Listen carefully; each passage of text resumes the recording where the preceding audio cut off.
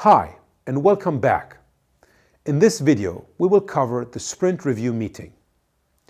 The Sprint Review's objective is to reduce our uncertainty in terms of what we're building and whether we're actually delivering value for our customers.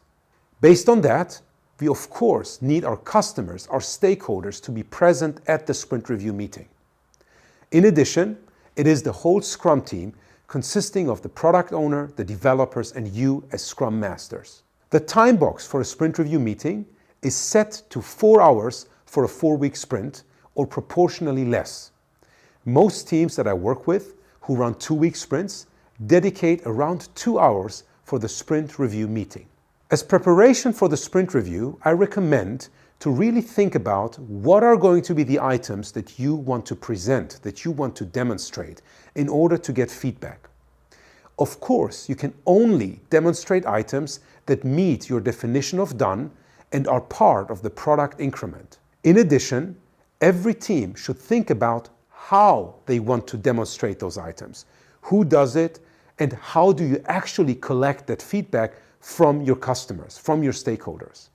As a Scrum Master, you can support your team thinking about that and setting things up. The Sprint Review itself is usually done in the following steps. First step, demonstration of the product increment.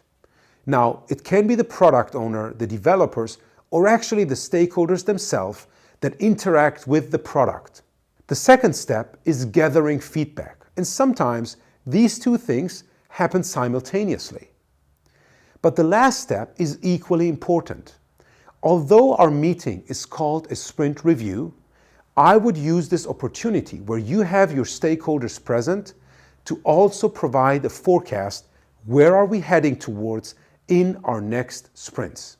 Finally, one of the most important things after the Sprint Review is that a product owner goes and meets with individual stakeholders to understand their requirements and their feedback much better. This insight from those conversations is reflected in the product backlog items that a product owner adds into the product backlog and the priority they give those specific items. The biggest challenge with regards to sprint reviews that I have observed is that stakeholders are not or rarely present. If that's the case, of course, you can't really get feedback. Whose feedback do you actually want, right? So what you need to make sure is that your stakeholders can attend your sprint review.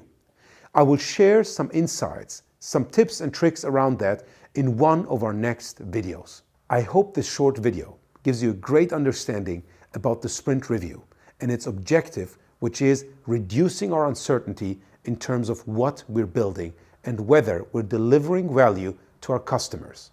I'll see you in our next video about the Sprint Retrospective.